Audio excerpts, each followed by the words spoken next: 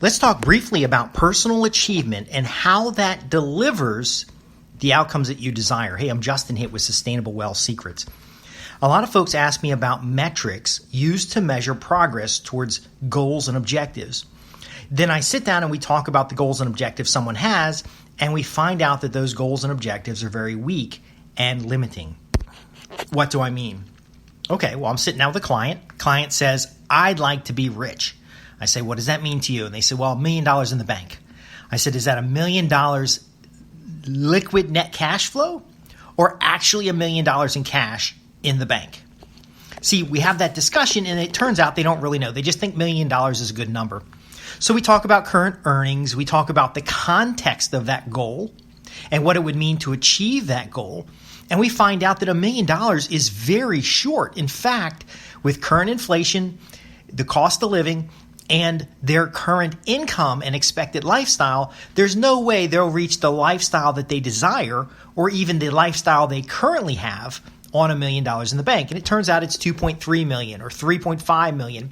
And we start building out these numbers. This is a conversation you have around goals. Now, it's very difficult to do this by yourself, but if you're going to create metrics to measure your progress towards a goal and you don't check the relevance or the accuracy of that goal, you could achieve the goal, you could reach the goal and still not be where you need to be.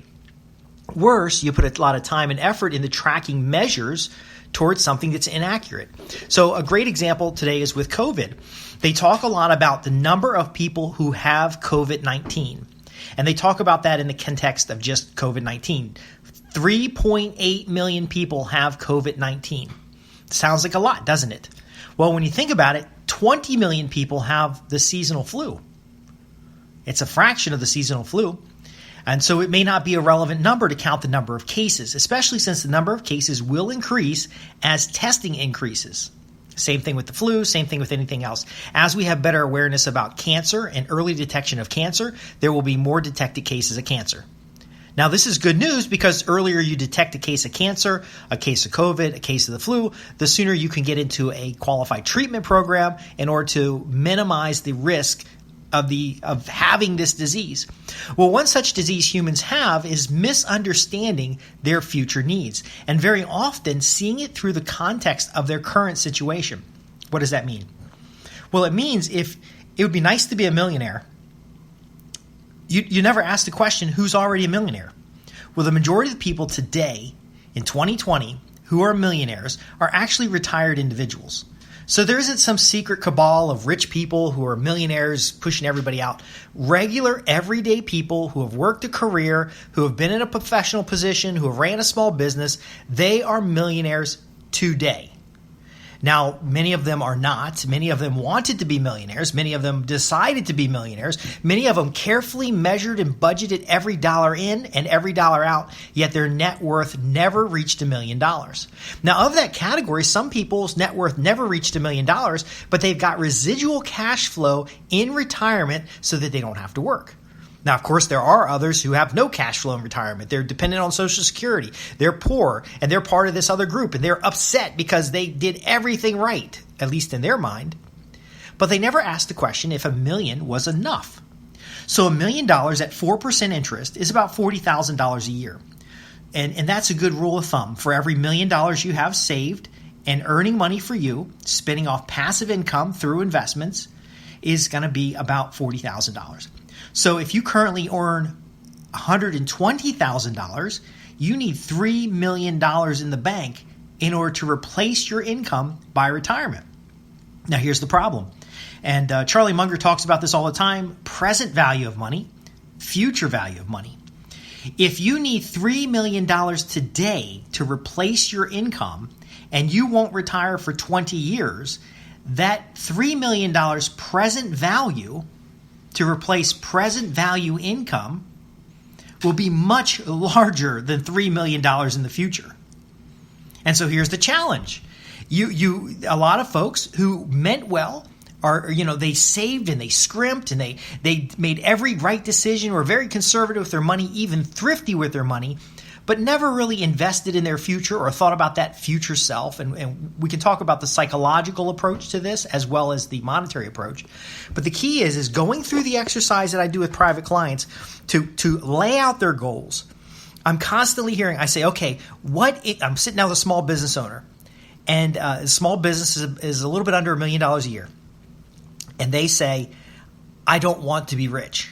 I said, because my question is how much do you need to earn in order to focus all your effort on this business? Because a lot of times they're coming to me with other ideas, and I got the same problem. They say, well, what if I did this? Could I earn more? What if I did this? What if I cut out this part of the business and replaced it with that part of the business? Well, I don't know. From the conversation, let's look at the numbers. What are your goals? How much do you need to earn each year to pay your basic expenses? I don't know. Well, if we don't know how much you need to earn each year to pay your basic expenses, then we don't even need to be talking about how much you need to earn each year to pay for the lifestyle that you desire. See, a lot of folks get the cart before the horse. They're upset, concerned, frustrated about COVID cases, yet they don't ever ask the question about, is it being tracked with accurate numbers? Is it where's the data coming from? What is the factors that contribute to high counts? What are the factors and activities we can take individually to protect ourselves? What hidden risks are there? Everybody's worried about COVID right now, yet every early detection of cancer that is not, so each week, people are not getting early detection of cancer because they aren't going in for that type of screening. And for every person who does not know they've got cancer, their morbidity, their potential to die, it significantly increases. And so one press release I saw showed that for every person, so they calculated nationally, for every person who doesn't find out about their cancer this week with an early detection, that's a person who dies in the future earlier than expected. And so the current count is for every week that they are not doing screenings, that's 1.5 million people who will die. Okay? If we have all this resources and energy focused on COVID, it's hundreds of thousands of people who die of other types of diseases which could be addressed with preventative medicine. Or even different health and lifestyle practices. So, for example, shutting down the economy and limiting people's outside interactions or social interactions actually increases depression. Now, I'm sharing this with you in a context of goal setting because if you want sustainable wealth, you must understand the concepts and contributing factors of sustainable wealth. If you figure out your present value need is $1 million, and all you have is $500,000 in your retirement account, which, by the way, still puts you above average. It puts you in the top performing across the United States. Most people do not have that much in retirement, yet for you still wouldn't have enough to retire with an income of $40,000 a year. Listen carefully. That's why financial planners talk about burning down your retirement savings. But here's the problem. People are living longer. So you now get to retirement age, you have what these financial advisors plan. And by the way, I am not a financial advisor. I hire CPAs, certified financial planners. I get them on by the hour basis. I hire them not for the recommendations. I hire them to review my plans and to look at my materials. And those who are working in wealth management areas, they talk about the same thing I'm sharing with you today.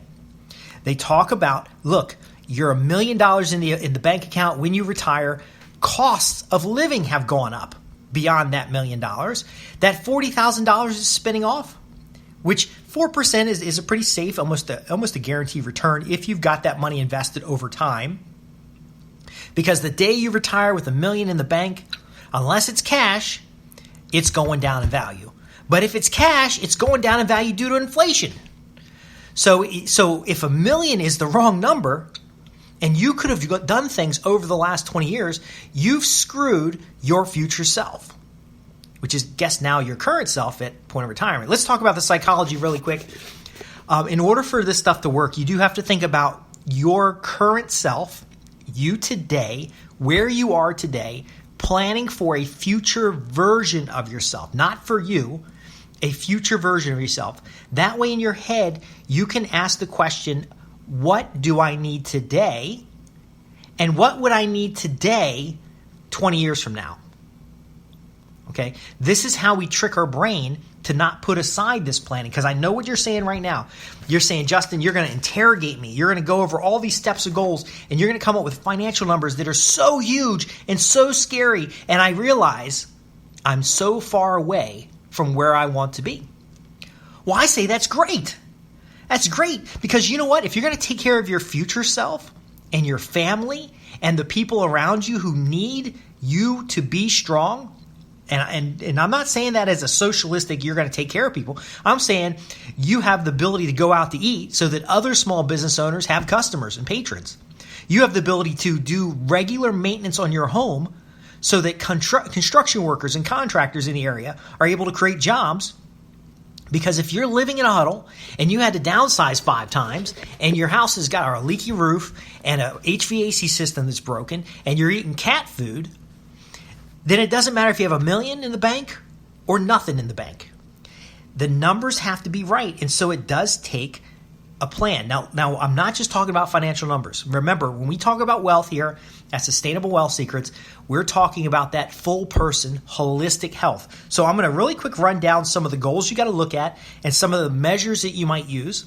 And then if you have any questions, you can contact us. So goals, income goals, time goals, net worth, and that's liquid net worth.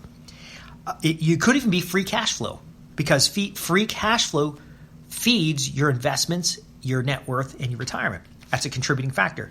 We're talking about your lifestyle. What is the lifestyle you want until then? Most people will not sacrifice today for themselves in the future, but they will adjust behavior today for this other person they're taking care of in the future, their future self. And finally, achievements. Now, these aren't the only goals, but let's talk about some measures. For your income goal, you may measure dollars per year. Do you want to earn $100,000 a year? Do you want $200,000 a year? Do you want $300,000 a year? Now, what you want and what you need are two different things.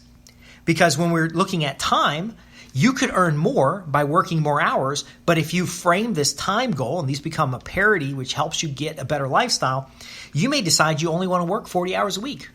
And you only want to work until you're 65.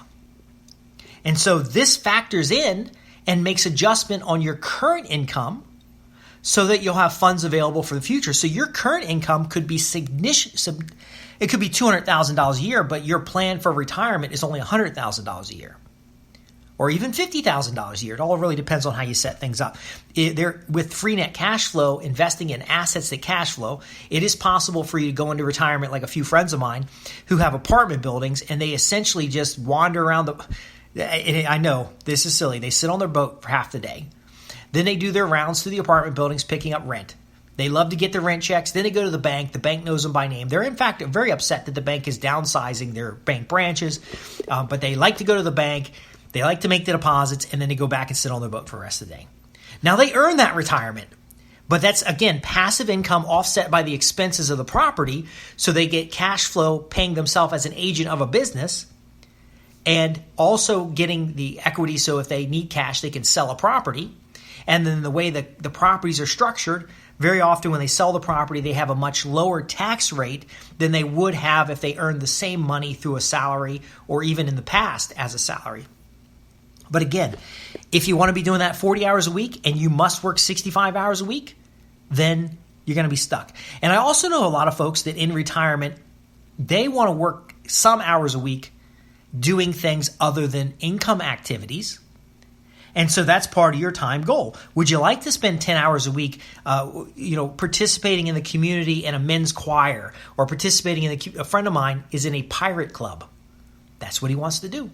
He's in a pirate club. Great. Let's get that into the plan. Your net worth is very important, and this is present value retirement target liquidity. So you don't necessarily need to have a retirement account with $1 million in it today in order to have the target numbers you need in the future.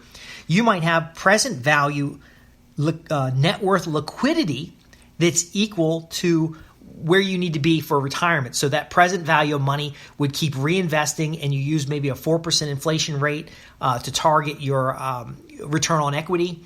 or target on your return on capital. You may want to maintain a certain free net cash flow to build on top of that money. But what is the present value? What does your net worth need to be? Majority of Americans, their net worth is nowhere near where it needs to be. And a lot of times it's locked up in housing and other assets. So they're forced to downsize. They have to downsize in order to keep the numbers straight. We're running out of time here, so I'm not going to go over lifestyle. Lifestyle is essentially if you want to have 2 weeks of vacation a year out of state, or do you want to do a stay-at-home vacation? Do you want a cabin out in the woods where you can go fishing and hiking? Do you want to have an apartment in the city where you can go in and enjoy the nightlife while living in the suburbs or countryside? And finally, achievements are, the recognitions, the soft things that really make you feel great over that time. Do you want to somebody that we know here, their achievement was $1 million in cash donated to their school through a scholarship. Okay, that's how specific they were about this goal, by the way. This scholarship has $1 million in cash and every year gives away $35,000 in scholarships. So at a 4%, 5% rate of return, their scholarship fund goes on forever because their achievement was to be known as a successful graduate of this school. That's what we talk about with private clients. When we have a coaching session, we talk about goals, and sometimes people think, hey, this sounds a little silly, but I'd like to be known in perpetuity because there was a professor at this college that said I'd never be successful, and so I actually want a plaque on their building and a fund set up and students in their class on my scholarship. Great, let's make it happen. See, so nothing's really too weird. The thing is you got to get it on paper now so we can get the action plan in place and you can be measuring the right thing so that when you're 5 years, 10 years, 20 years down the line, you have that successful achievement. And that's what sustainable wealth is about. It's a holistic system designed to get the right goals so that you're measuring what matters and you're getting the results that you desire. I'm Justin Hitt with Sustainable Wealth Secrets. If you have questions about this or any other program, simply visit me at www.sustainablewealthsecrets.com. I'm here to help affluent, high-income professionals, business owners, and those who want to create wealth that cannot be taken away, who want to reach their future state to be in retirement or to not be in retirement as they decide with the resources that take care of them. Because for so many years, they've been taking care of everybody else. They've been working hard and serving others. And you deserve those things you desire. Thank you for listening. Again, I'm Justin Hitt with Sustainable Wealth Secrets. Ask your questions at www.sustainablewealthsecrets.com. Thanks for listening.